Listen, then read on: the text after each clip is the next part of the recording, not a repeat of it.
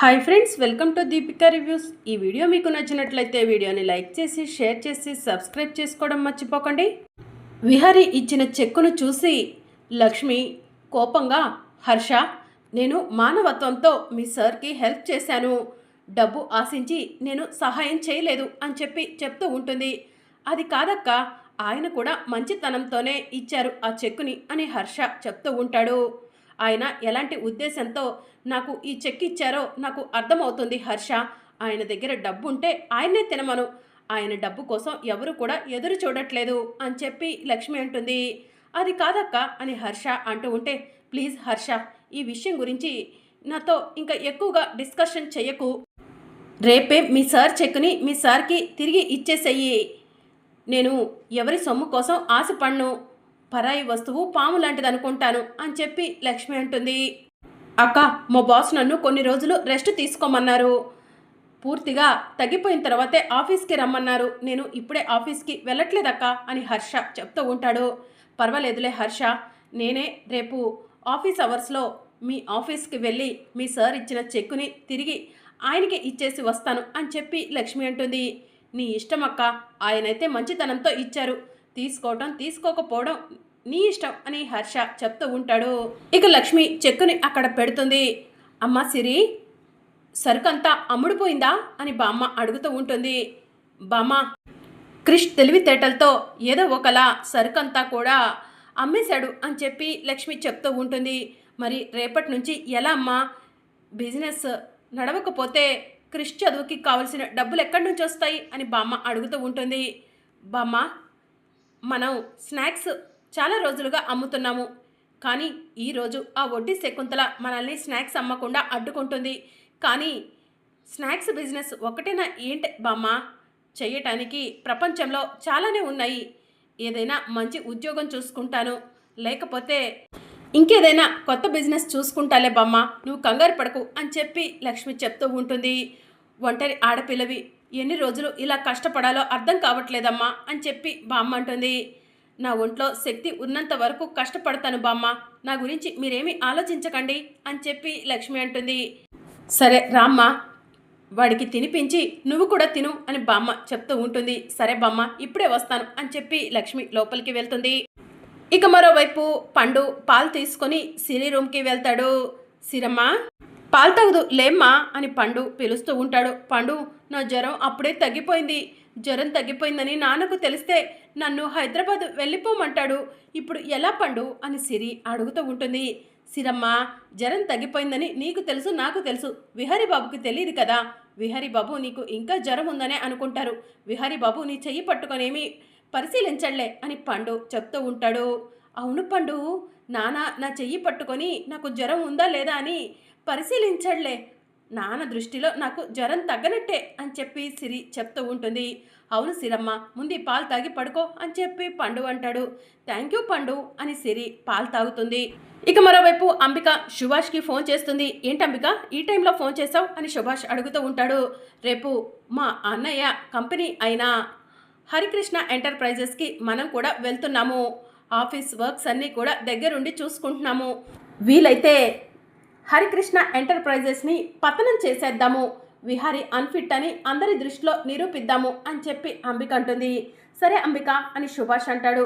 అవును, విహారీకి ఆ డబ్బు సమయానికి అందించిన బుడ్డోడు, వాడి పక్కన ఉన్న అమ్మాయి ఎవరో తెలుసుకున్నావా సుభాష్ అని అంబిక అడుగుతూ ఉంటుంది. ఆ పనిలోనే ఉన్నాను అంబిక, త్వరలోనే విహారీకి కావాలని హెల్ప్ చేశారా, అన్ఎక్స్పెక్టెడ్గా హెల్ప్ చేశారా, వాళ్ళెవరన్నది అన్ని విషయాలు తెలుసుకుంటాను అని సుభాష్ చెప్తూ ఉంటాడు. సరే సుభాష్, రేపు ఆఫీస్లో కలుద్దాం అని అంబిక ఫోన్ కట్ చేస్తుంది. ఇక విహారీ ఒంటరిగా కూర్చొని ఉంటాడు. యమున విహారీ దగ్గరకు వెళ్తుంది. నాన్న విహారీ, హరికృష్ణ ఎంటర్ప్రైజెస్ని సొంతం చేసుకున్నావంట కదా, ఇక నుంచి అక్కడ ఆఫీస్ వర్క్ మొదలవుతుంది కదా అని యమున అంటూ ఉంటుంది. అవునమ్మా, నాన్న ఆశయాన్ని, నా గౌరవాన్ని ఒక బుడ్డోడు నిలబెట్టాడమ్మా అని విహారీ అంటూ ఉంటాడు. ఏం మాట్లాడుతున్నావు నాన్న అని యమున అడుగుతూ ఉంటుంది.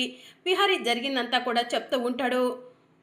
వాడెవడో కానీ సమయానికి వచ్చి నీకు హెల్ప్ చేశాడు నాన్న, లేదంటే మీ నాన్న ఆశయం మనకు దూరం అయిపోయేది అని యమునంటుంది.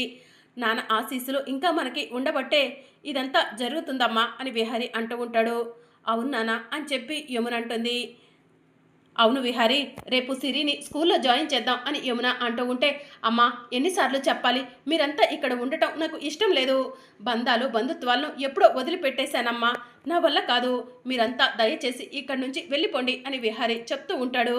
లేదు విహారీ, నువ్వెక్కడుంటే నేను కూడా అక్కడే ఉంటాను. అయినా భార్య బిడ్డల్ని వదిలిపెట్టి ఎక్కడ ఉండటం ఏంట్రా అని చెప్పి యమున అంటుంది. ఎవరమ్మా భార్య, ఎవరమ్మా బిడ్డ అని చెప్పి విహారీ అంటూ ఉంటాడు. విహారీ ఏంట్రా అలా మాట్లాడుతున్నావు అని చెప్పి యమున అంటుంది. సహస్ర కడుపుతో ఉన్నాను అని చెప్పిన దగ్గర నుంచి నేను ఒకటే మాట చెప్తున్నాను, సహస్ర కడుపుకి నాకు ఎలాంటి సంబంధం లేదు, నేను అసలు సహస్రను దగ్గరికే తీసుకోలేదమ్మా అని విహారీ అంటూ ఉంటాడు.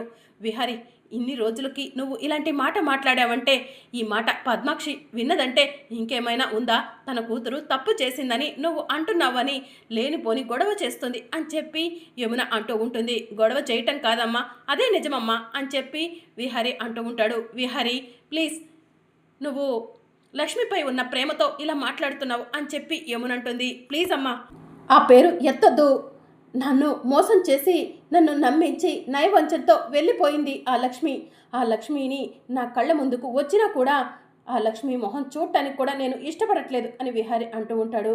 ఏంట్రా విహారీ ఇలా మారిపోయావు అని చెప్పి యమునంటుంది. మోసం ద్రోహం కుట్రతో నా జీవితంలోకి వచ్చిన లక్ష్మిని ఇంకా ఏమని మాట్లాడాలమ్మా అని విహారీ అంటూ ఉంటాడు. నానా విహారీ, లక్ష్మి గురించి నాకన్నా కూడా నీకే ఎక్కువ తెలుసు. లక్ష్మిని అపార్థం చేసుకోకు. లక్ష్మి అలా వెళ్ళిపోయిందంటే దాని వెనుక ఏదో కారణం ఉండే ఉంటుంది అని చెప్పి యమునంటుంది.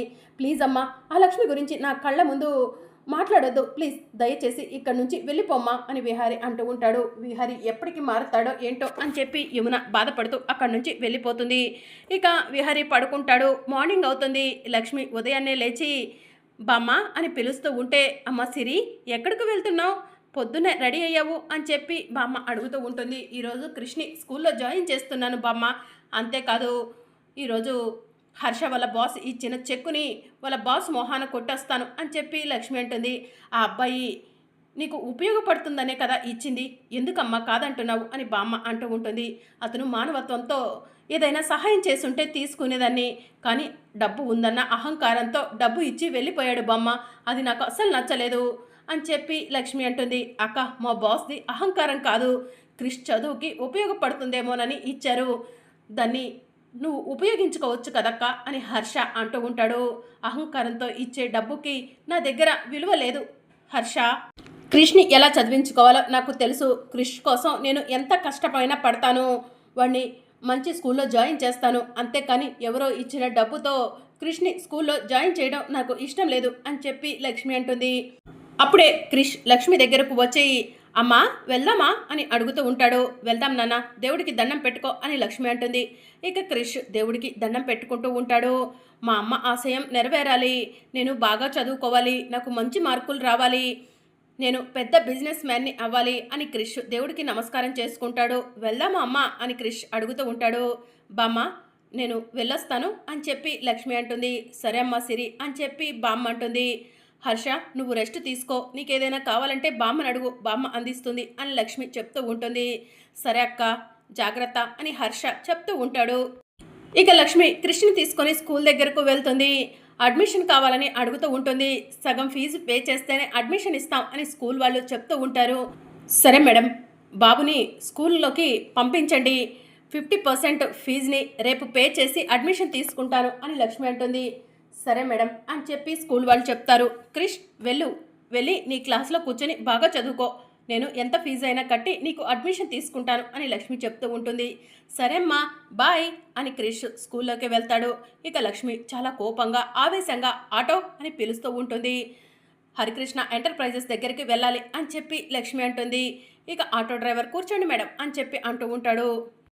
ఈ రోజుల్లో మానవత్వం అనేది లేకుండా పోయింది, మంచితనం అనేది లేకుండా పోయింది. మంచితనం మానవత్వంతో సహాయం చేస్తే డబ్బు ఇచ్చి వెలకడతారా నేను చేసిన సహాయాన్ని అని లక్ష్మి మనసులో అనుకుంటూ ఆటోలో కూర్చుంటుంది. ఇంకా డ్రైవర్ మేడం హరికృష్ణ ఎంటర్ప్రైజెస్ దగ్గరికి వచ్చాము అని చెప్పి చెప్పడంతో ఇక్కడే వెయిట్ చేయి, ఇప్పుడే వస్తాను అని చెప్పి లక్ష్మి ఆఫీస్లోకి వెళ్తుంది. రిసెప్షనిస్ట్ దగ్గరకు వెళ్ళి బాస్ ఎక్కడున్నారు అని అడుగుతూ ఉంటుంది. కాన్ఫరెన్స్ హాల్లో ఉన్నారు అని చెప్పి రిసెప్షనిస్ట్ చెప్తూ ఉంటుంది. ఇక విహారీ కాన్ఫరెన్స్ హాల్లో తన ఎంప్లాయీస్ అందరికీ కూడా ఆఫీస్ గురించి ఎక్స్ప్లెయిన్ చేస్తూ ఉంటాడు. ఇక లక్ష్మి కాన్ఫరెన్స్ హాల్ దగ్గరికి వెళ్తూ ఉంటుంది. అంబిక, సుభాష్ ఇద్దరు కూడా ఆఫీస్కి సంబంధించిన డాక్యుమెంట్స్ చూసుకుంటూ ఉంటారు. లక్ష్మి ఎవరిని గమనించకుండా చాలా పొగరుగా, కోపంగా కాన్ఫరెన్స్ హాల్ దగ్గరికి వెళ్తూ ఉంటుంది. అక్కడే చారుకేశ కూడా ఉంటాడు. చారుకేశను కూడా చూడకుండా కాన్ఫరెన్స్ హాల్ దగ్గరకు వెళ్ళి Lakshmi conference hall door open చేస్తుంది. అంతా చీకటిగా కనిపిస్తూ ఉంటుంది. చీకట్లో కూర్చున్న విహారి లక్ష్మిని చూసి షాక్లో ఉంటాడు. హలో, ఎక్స్క్యూజ్ మీ అని లక్ష్మి అనటంతో లైట్స్ ఆన్ చేస్తారు. ఇక్కడ మీ బాస్ ఎవరు అని లక్ష్మి అడుగుతూ ఉంటుంది. విహారీ సార్ అని ఎంప్లాయీస్ చెప్పడంతో లక్ష్మి విహారీ వైపు చూస్తుంది. విహారీ కూడా లక్ష్మిని చూసి షాక్లో అలానే ఉండిపోతాడు. ఇదేంటి విహారీ గారు ఇక్కడ ఉన్నారు, నాకు చెక్ ఇచ్చింది విహారీ గారా అని లక్ష్మి మనసులో అనుకుంటూ ఇక విహారీ వైపు చూడకుండా చాలా స్పీడ్గా అక్కడి నుంచి పరిగెత్తుకుంటూ వెళ్తూ ఉంటుంది. లక్ష్మి ఆగు ఆగు అని విహారీ లక్ష్మి వెనకే పరిగెడుతూ ఉంటాడు. దేవుడా, విహారీ గారు ఈ ఆఫీస్లో ఉన్నారని, ఈ చెక్కు ఇచ్చింది విహారీ గారని తెలుసుకోకుండా ఆవేశంతో ఇలా వచ్చేసానేంటి అని లక్ష్మి మనసులో అనుకుంటూ విహారీ ఆఫీస్ నుంచి భయంతో పరిగెడుతూ ఉంటుంది. అప్పుడే విహారీ వెనక నుంచి వెళ్ళి లక్ష్మి చేతిని గట్టిగా పట్టుకుంటాడు. ఇంకా లక్ష్మి కంగారు పడుతూ విహారీ వైపు చూడకుండా అలానే నుంచొని ఉంటుంది. ఇక విహారీ కోపంగా, ఎందుకు మోసం చేశావు, ఎందుకు నమ్మక ద్రోహం చేశావు, నేనంటే ప్రాణమని చెప్పావు, నన్ను వదిలిపెట్టి ఉండలేవనన్నావు, పంచ ప్రాణాలతో నేను సమానమని చెప్పి నన్ను ఎందుకు వదిలిపెట్టి వెళ్ళిపోయావు చెప్పు అని చెప్పి విహారీ లక్ష్మిని అడుగుతూ ఉంటాడు. ఇక లక్ష్మి, నన్ను వదలండి విహారీ గారు, నేను వెళ్ళాలి అని అంటూ ఉంటుంది. నాకు సమాధానం చెప్పందే, ఈరోజు నీ చెయ్యి నేను వదలను లక్ష్మి. ఎన్ని రోజులు నా నుంచి తప్పించుకొని తిరుగుతావు, నీ నుంచి నాకు సమాధానం కావాలి చెప్పు. ఎందుకు నన్ను వదిలి వెళ్ళిపోయావు, నన్ను ఎందుకు నడి రోడ్డు మీద నిల్చోబెట్టావు, నీ వల్ల ఇన్ని సంవత్సరాలు నేను పిచ్చివాడిని అయిపోయాను, ఇప్పుడిప్పుడే నేను మామూలు మనిషిని అవుతున్నాను, మళ్ళీ నా కళ్ళకు ఎందుకు కనిపించావు అని విహారీ లక్ష్మిని నిలదీస్తూ ఉంటాడు. విహారీ గారు, నన్ను క్షమించండి, నేను ఇంతకు మించి మీకు ఏమీ చెప్పలేవను, నన్ను వదిలిపెట్టండి అని లక్ష్మి అంటూ ఉంటుంది. ఎందుకు క్షమించాలి, ఏం తప్పు చేశావని నిన్ను క్షమించాలి అని విహారీ అంటూ ఉంటాడు. నేను మోసం చేశానని, ద్రోహం చేశానని, నమ్మక ద్రోహం చేశానని మీరు నమ్ముతున్నారు కదా విహారీ గారు, అందుకే నన్ను క్షమించమని అడుగుతున్నాను, దయచేసి నా చెయ్యి వదలండి, నేను వెళ్ళిపోతాను అని చెప్పి లక్ష్మి అంటుంది. లేదు, వదలను, నిన్ను నా వాళ్ళందరి ముందుకు తీసుకెళ్తాను, నువ్వు ఎందుకు ఇంటి నుంచి వెళ్ళిపోయావో అందరి ముందు నీతో నిజం చెప్పిస్తాను అని విహారీ అంటూ ఉంటాడు. ప్లీజ్ విహారీ గారు, మీకు దండం పెడతాను, నన్ను వదిలిపెట్టండి అని లక్ష్మి అంటుంది. మరి అప్కమింగ్ ఎపిసోడ్లో ఏం జరగనుందో తెలుసుకోవాలనుకుంటున్నారా? అయితే ఛానల్ను సబ్స్క్రైబ్ చేసుకొని సపోర్ట్ చేయడం మర్చిపోకండి. Thank you for watching.